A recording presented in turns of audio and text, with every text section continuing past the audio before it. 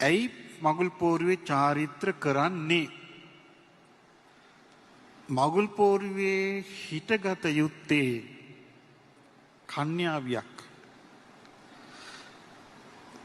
තමන්ගේ චරිතය කිලිටි නොකරගත්තු කෙනෙක්.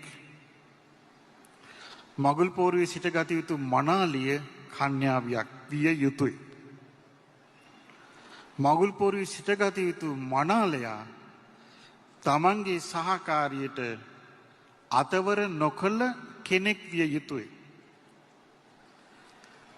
මගුල් පෝරුවේ හිටගත්තට පස්සේ ජයමංගල ගාථා කියනවා. සෙල්ලම් වැඩක් නෙමෙයි. ඒ වෙලාවට ඉෂ්ට දේවතා අනුග්‍රහය වැටෙනවා.